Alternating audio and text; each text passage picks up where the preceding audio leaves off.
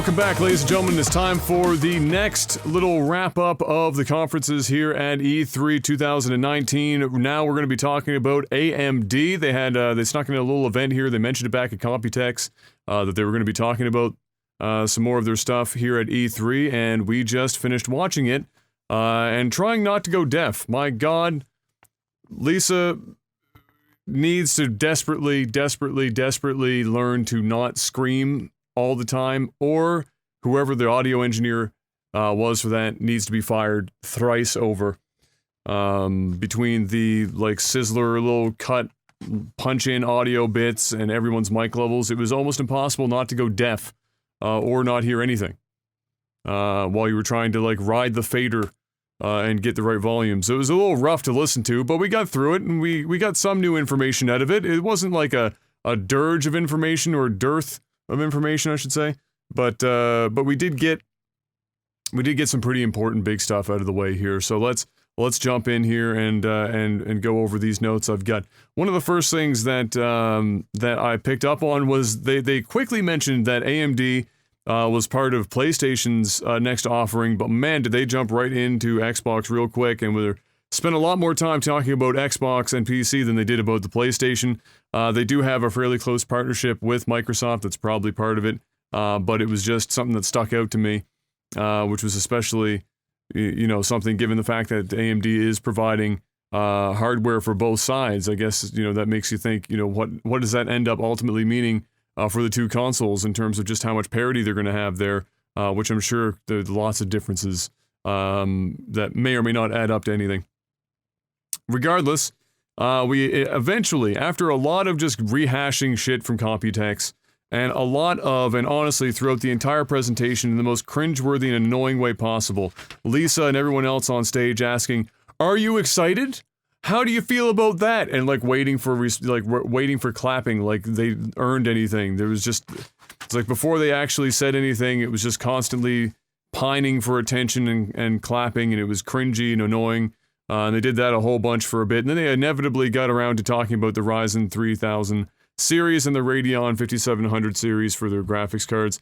One of the things they started going over, of course, was some of the performance that you could expect to get out of the CPUs, and one of the big things they highlighted here was the 3900X, which is their 12-core, and they really stressed it there, where they went in and were playing a game at 1440p, I believe it was.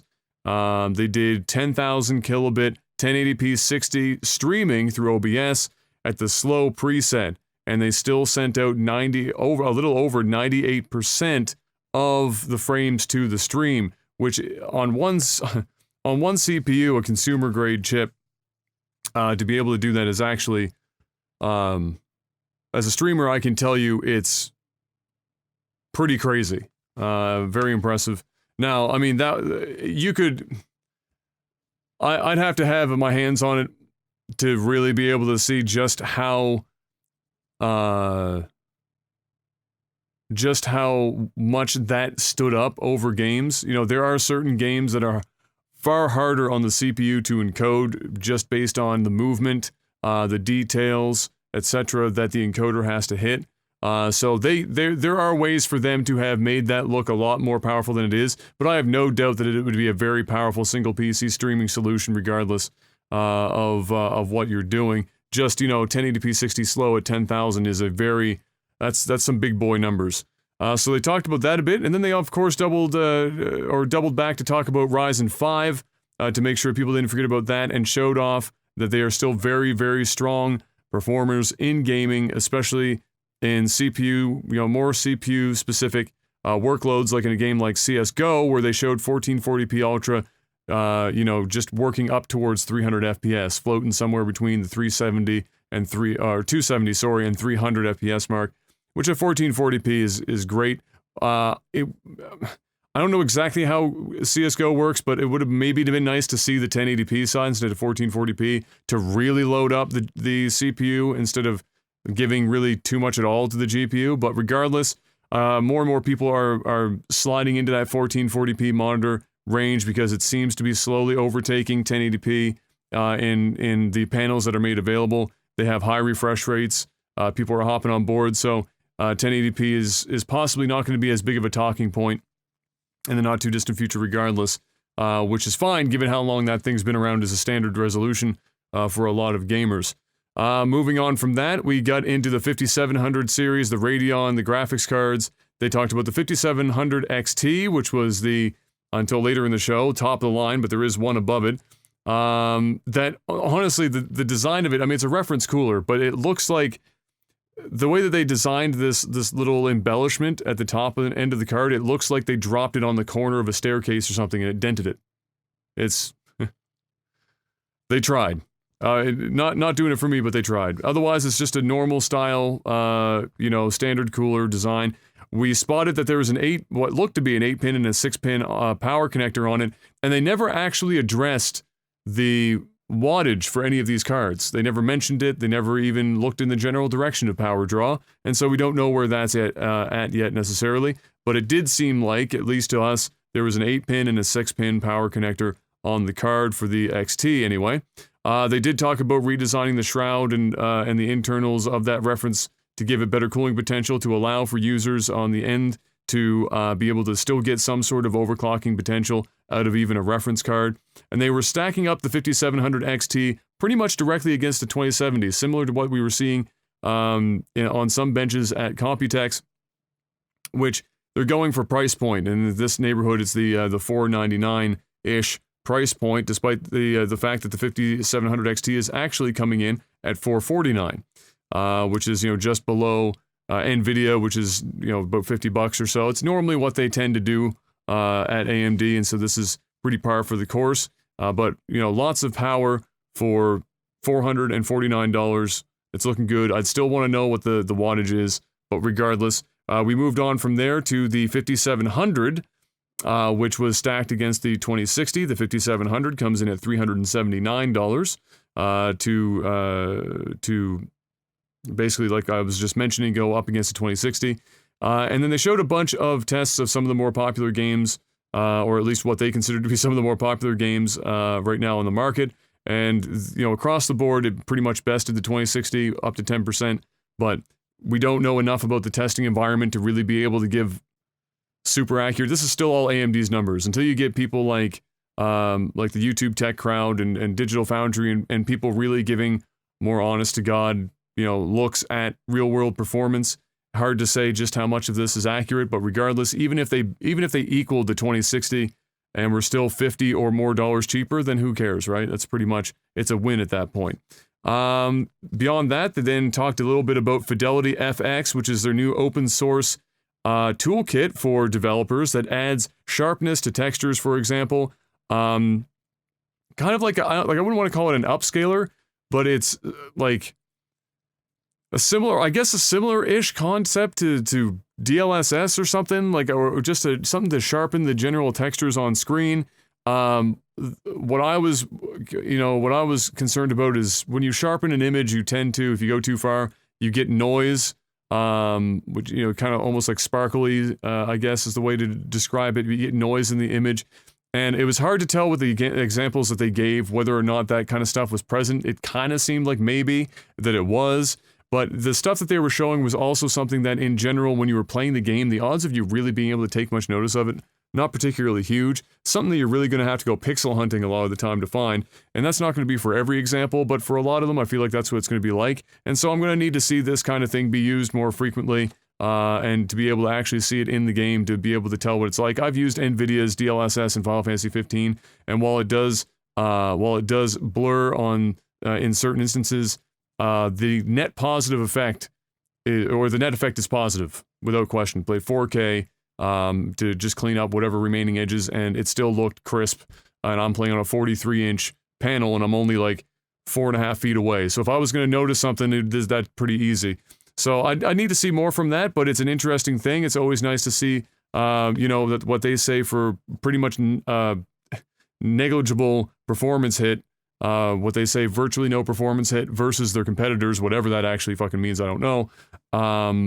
That's always nice to see some sort of image fidelity. You know, all of these things in their own little environment don't necessarily make a big difference, but you add up a bunch of stuff of these little extra bits and pieces that from the hardware and software side, making making changes and improvements, and then you can have, and eventually the bigger picture is you do end up seeing something that is a higher quality image on the other side. Then they talked about Radeon anti-lag, which is another thing that they're producing here, another piece of I guess hardware software pipeline here to try and reduce input latency. Basically, you know, in terms of clicking on your mouse and the time between clicking your mouse and seeing that action occur on screen, etc., to try and reduce that. And so they were looking into how to solve those problems, and they came up with this Radeon anti-lag solution that seemed to show, at best, somewhere around a frame and a half in really specific instances. That is definitely something that a third party is going to have to take up and test thoroughly, because, I mean, you get around a frame and a half, the best players in the world will be able to notice something like that. Everyone else won't see it, but it's still a number that you can use as a marketing thing to say, look, even if you can't really notice it, you know, mind at ease, you're getting the best possible experience, right? So they had that, and that seemed to go over well as far as I'm concerned. Anything that they can do it, as long as it doesn't make it worse, I mean, fuck it, right? Makes it better. Beyond that, they then had Jeff Keighley, of all people, come out. That was a really weird transition to bring Jeff Keighley out, but they did. And he went out to bring other people out on stage within the gaming community, developers and such, to talk about some more high-profile games. A couple of the games that popped up on stage were Gears of War 5 and Borderlands 3, for example. Randy Pitchford being brave enough to show his face in public after his shitstorms on Twitter recently. But he did it, and, you know, credit to Randy. There's a reason he has a job. He's a hell of a talker. He did well up there on stage. Better than everyone else, anyway. You know, just talked about, they just basically were talking about their games, the technology that they're using in the games to make it look better.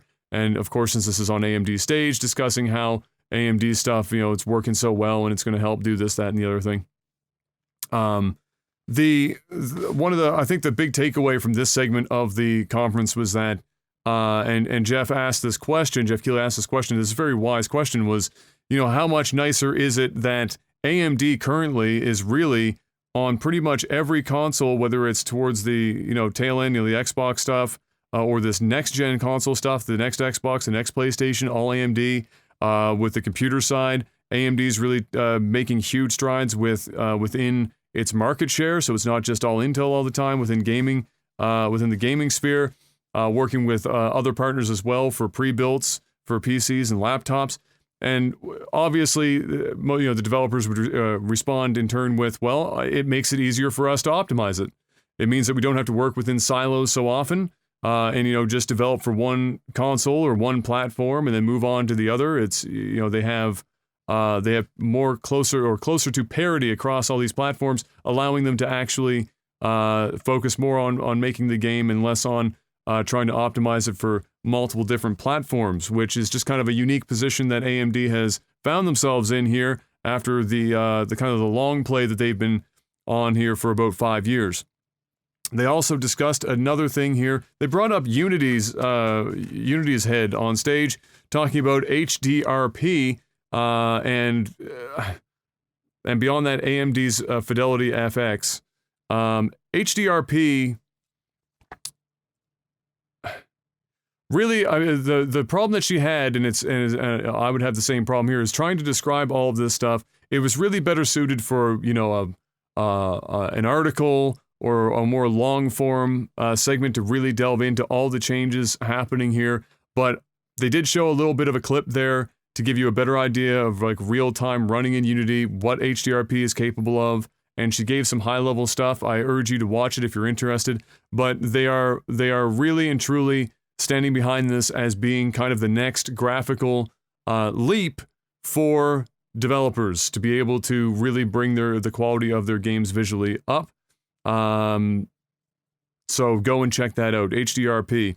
And like I mentioned, AMD Fidelity FX, which is specific for upscaling. So taking something from a 1080p, upscaling it 1440p, maybe a 4K, and having it, upscale without adding a bunch of, again, similar to sharpening. You can upscale and you can end up with artifacts and noise.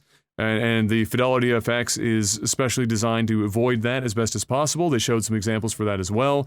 Again, not something that you're likely to be able to really see without pixel hunting to high hell in a lot of cases. Not every case, but a lot of cases. But still, again, also, very nice to have something else in the toolkit for developers, something to be able to place into games new and old and try and make it a little bit or that much more appealing to the eye. Then, as their last, but wait, there's more, they came back out on stage, or Lisa did, and to deafen us all, to talk about going beyond 12 cores. And a lot of people already realized or knew that there was a 16 core in the lineup, but we just didn't know when we were going to hear about it. We didn't know if they were waiting to retaliate against a possible Intel retaliation against their Computex, AMD's Computex deal, but Intel had absolutely nothing, I guess. Either way, they announced it here. 16 cores, 32 threads, 3950X comes in at 4.7 gigahertz boost, whether that's one single core, dual core, whatever, we don't know yet. Absolutely mammoth, 72 megabyte of cache. Then this is the big one. Well, first of all, base clock is 3.5 gigahertz. But the big thing here is 16 core, 32 thread on a consumer size chip, 105 watt TDP, the same as their 12 core. I actually don't even know how that's possible. It makes me a little concerned for. I don't know how it's possible. I don't know how much you're going to be able to juice it up, for overclocking or what. But we're not going to have to wait too long for it. It's not launching in July with everything else. It's launching in September for $749. That is still 16 core 32 thread it's still almost $500 cheaper than Intel's 12 core offering. It's not even close, not even a competition. Then they showed a little sizzler reel where they broke a whack of mainstream CPU overclocking records with this exact CPU. They're not dicking around. It's pretty big stuff, but we're going to have to wait and see. Just like I've said many times before in this, when people actually, third parties, get their hands on it, really test it, see how those X570 boards actually perform, see how the chips perform in them with more consumer grade gear and more standard environments that aren't so canned by AMD, and really and truly see the performance there. But it's looking like they're going to be spectacular regardless, at the very least for the cost. It's really, really quite something. Pretty impressive stuff, and definitely going to make Intel have to double down on whatever efforts they're going to launch in what's unlikely to be 2020 and more likely to be 2021, 2022. I mean, AMD's got a good chunk of time here out on top of the podium, really in almost every market, from mobile, partnering with AMD, straight on through to server-side stuff with Microsoft's Azure. They've put in some work here in the last few years. But that's all I've got here for AMD. Hopefully that was relatively informative for you guys. Of course, you can go and probably very easily find out any more that you haven't heard here if you're interested in it. Thank you for stopping in and listening. I'm going to go and prepare for the Toronto Raptors to hopefully bring home a championship. Hopefully I haven't jinxed them by mentioning this in almost every one of our, if not every one of our things today. Yeah, again, guys, thank you so much for watching and listening. Until we see you on the next one or for the Technical Alpha podcast, peace.